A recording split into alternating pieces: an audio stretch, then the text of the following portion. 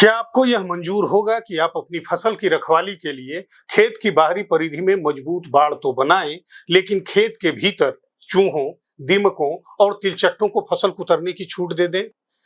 क्या आप यह चाहेंगे कि आपके घर की बाहरी दीवारें अभेद्य और मजबूत तो हों, लेकिन घर के भीतर से चूहों को इन दीवारों को खोखला करने की आजादी हो? यकीनन इन सवालों का जवाब आप ना में देंगे।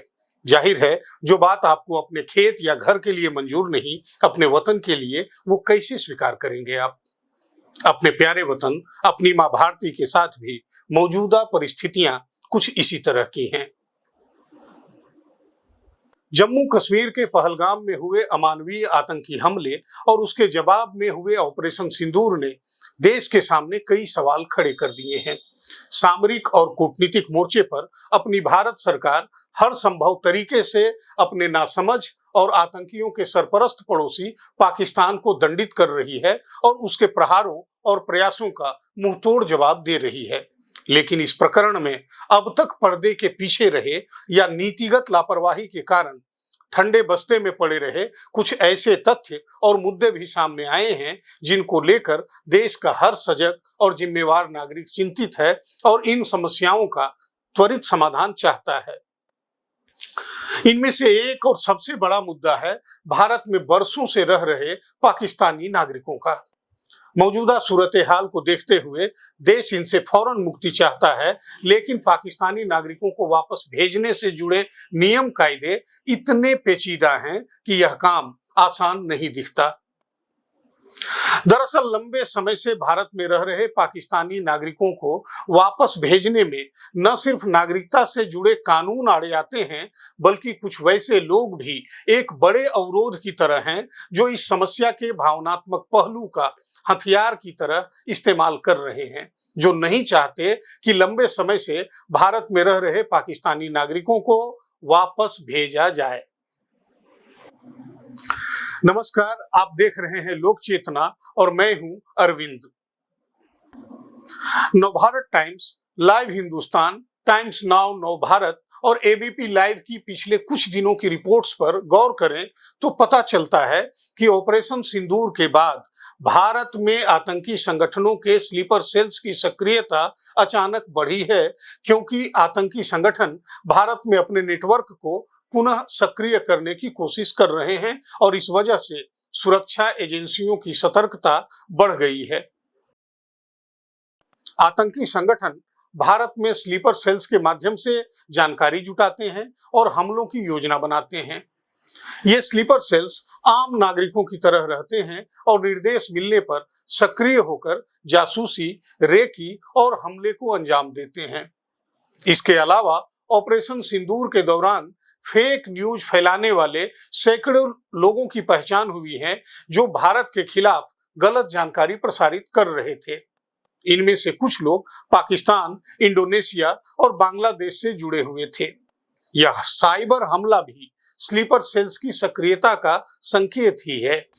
ये सही है कि भारत में रहकर पाकिस्तान के लिए जासूसी करने के आरोप में जिन लोगों की गिरफ्तारी हुई है या स्लीपर सेल्स के रूप में जिन लोगों की पहचान हुई है, उनमें भारतीय नागरिक भी हैं जिन्होंने चंद रुपयों के लिए अपनी मातृभूमि से गद्दारी की है। लेकिन हमें यह सच्चाई कबूल करनी होगी कि उनमें बड़ी तादाद उन लोगों की है जो हिंदुस्तानी नागरिक नहीं हैं या फिर हिंदुस्तानी होने के बावजूद उनकी रिश्तेदारी पाकिस्तानी नागरिकों या परिवार से है और जो आतंकी संगठनों या दुश्मन मुल्क से भावनात्मक रिश्ता रखते हैं। अब सोचिए, इस परिस्थिति में वैसे लोगों की भूमिका तो संदेह की नजर से देखी जाएगी ही, जिनकी नागरिकता तो पाकिस्तानी है, लेकिन वे बरसों से बल्कि दशकों से भारत में रह रहे हैं। सीधी बात है, अपने देश के प्रति हमारा प्रेम अगर अपने देश की सुरक्षा के लिए चिंतित होकर इन तथ्यों पर गौर करने के लिए हमें मजबूर कर रहा है, तो उनकी वतन परस्ती भी तो कुछ चीजों के लिए उन्हें उकसाती ही होगी। शायद यही वजह है कि पहलगाम आतंकी हमले के बाद पहले भारत और बाद में पाकिस्तान ने एक दूसरे देशों के नागरिकों का वीजा रद्द कर दिया था और 48 घंटे में देश छोड़ने को कहा था। पहले 30 अप्रैल तक की समय सीमा तय की गई थी। अब भारत सरकार ने यह मियाद अगले निर्देश तक बढ़ा दी है और पाकिस्तानी नागरिकों के भारत छोड़ने का सिलसिला अभी भी जारी है। हिंदुस्तान की एक रिपोर्ट के मुताबिक पहलगाम आतंकी हमले की वजह से जारी सरकारी आदेश के बाद शुरुआत में तय समय सीमा के भीतर 55 राजनयिकों, उनके आश्रितों और सहायक कर्मचारियों सहित 786 पाकिस्तानी नागरिक अटारी वाघा सीमा के जरिए भारत छोड़ चुके हैं। यह संख्या अब और भी ज्यादा हो गई होगी, लेकिन अब तक हिंदुस्तान छोड़ने वाले पाकिस्तानी नागरिकों में केवल अल्पकालिक वीजा के जरिए भारत में प्रवेश करने वाले और रह रहे लोग ही शामिल हैं। दीर्घकालिक वीजा वाले पाकिस्तानी नागरिक अब भी हिंदुस्तान में हैं और उन्हें वापस भेजने को लेकर अनिर्णय की स्थिति है। हमें यह बात भी ध्यान में रखनी होगी कि अल्पकालीन वीजा पर भारत आने वाले पाकिस्तानी पढ़ाई, इलाज, सैर सपाटे, व्यापार, सेमिनार, कॉन्फ्रेंस, रिश्तेदारों से मुलाकात, तीर्थ यात्रा आदि के लिए आते हैं। कुछ दिनों तक भारत में रहकर अपने वतन लौट जाते हैं। लेकिन दीर्घकालीन वीजा पर भारत में रह रहे पाकिस्तानी भारत में बरसों तक रहते हुए तीज त्योहारों, जलसों, आंदोलनों और हुड़दंगों तक का हिस्सा बनते हैं, अपनी कई पीढ़ियां तैयार कर लेते हैं और वो पीढ़ियां भी ऐसी तमाम गतिविधियों में भागीदार होती है। चिंताजनक बात यह है कि ऐसे तमाम लोग और परिवार नियमित तौर पर पाकिस्तान में रह रहे अपने रिश्तेदारों के संपर्क में होते हैं और उनके बीच सूचनाओं और जानकारियों का आदान प्रदान होता है। बड़ी बात नहीं कि इस संवाद प्रक्रिया में कई बार देश की संवेदनशील सूचनाएं और जानकारियां भी दुश्मन मुल्क को अनायास हासिल हो जाती हों। अब एक दो उदाहरणों पर गौर कीजिए। झारखंड की राजधानी रांची, धनबाद, जमशेदपुर और हजारीबाग में कुल 10 पाक नागरिक मौजूद हैं। ईटीवी भारत की रिपोर्ट कहती है कि इन 10 में से 7 पाकिस्तानी नागरिकों को लॉन्ग टर्म वीजा प्राप्त है, जबकि 3 पाकिस्तानी नागरिक नाबालिग बच्चे हैं। तीनों फिलहाल शॉर्ट टर्म वीजा पर अपने ननिहाल में रह रहे हैं। तीनों हाल में ही पाकिस्तान के कराची से रांची आए हैं। क्योंकि तीनों नाबालिग हैं और जिस तरह से भारत और पाकिस्तान के बीच तनातनी चल रही है, ऐसे में भारत में रह रही तीनों बच्चों की मां को फिलहाल पाकिस्तान जाने का वीजा नहीं मिलेगा। वहीं उनके पिता को भी पाकिस्तान से भारत आने का वीजा नहीं मिल पाएगा। ऐसे में तीनों बच्चे अकेले पाकिस्तान कैसे जाएंगे, यह बड़ा सवाल है। इस मसले पर झारखंड सरकार के गृह मंत्रालय ने केंद्रीय गृह मंत्रालय से मंतव्य मांगा है। दरअसल राजधानी रांची में रहने वाली 3 लड़कियों की शादी पाकिस्तान में हुई है, लेकिन तीनों लड़कियां शादी के बाद भी झारखंड में निवास कर रही हैं। पाकिस्तान में अपने पिता के पास रह रहे बच्चे गर्मी की छुट्टियों में पाकिस्तान से झारखंड आए हुए हैं, जिन पर अब केंद्रीय गृह मंत्रालय को फैसला लेना है कि वह पाकिस्तान कैसे जाएंगे।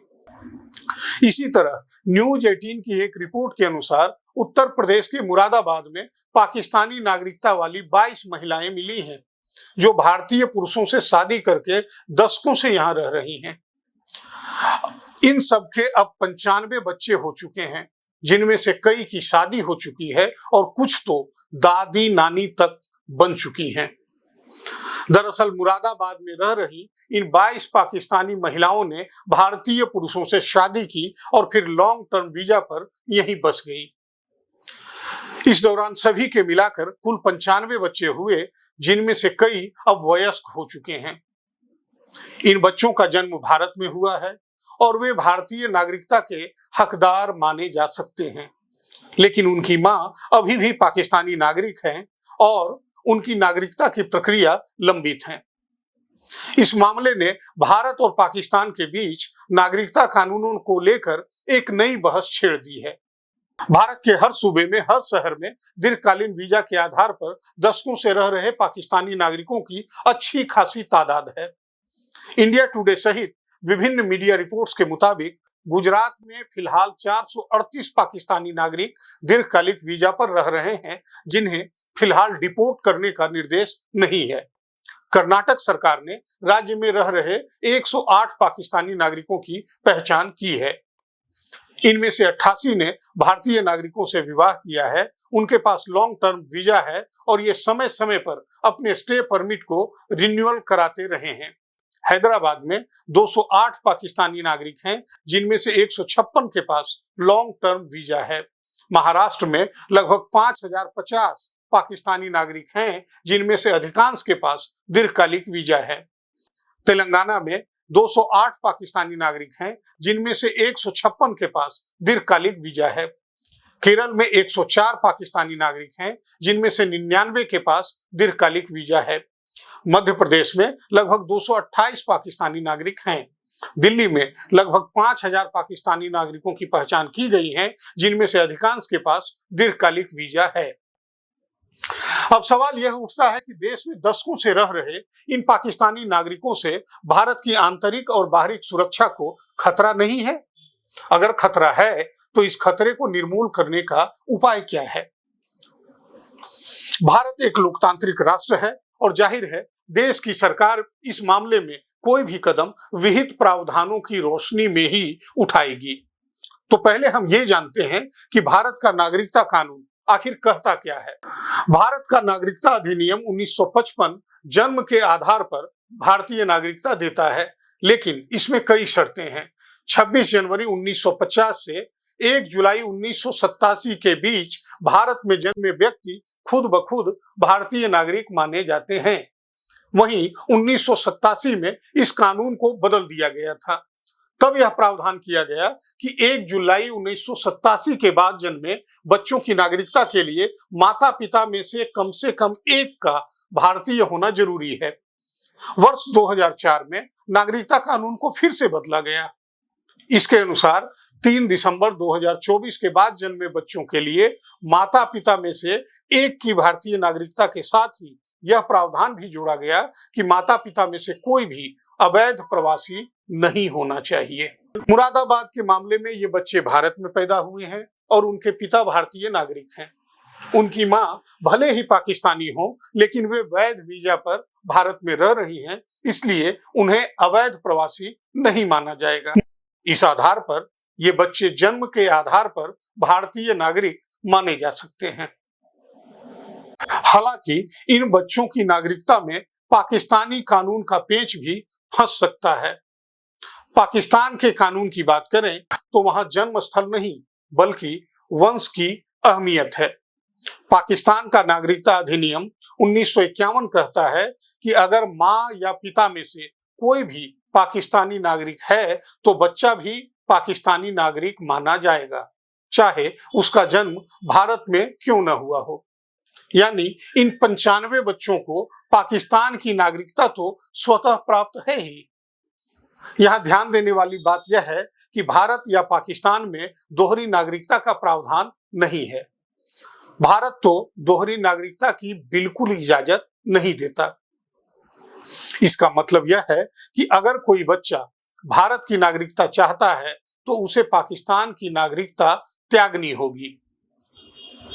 लेकिन यह प्रक्रिया अपने आप नहीं होगी। इसके लिए कानूनी आवेदन, सत्यापन और इस मामले में कूटनीतिक अनुमति भी जरूरी होगी।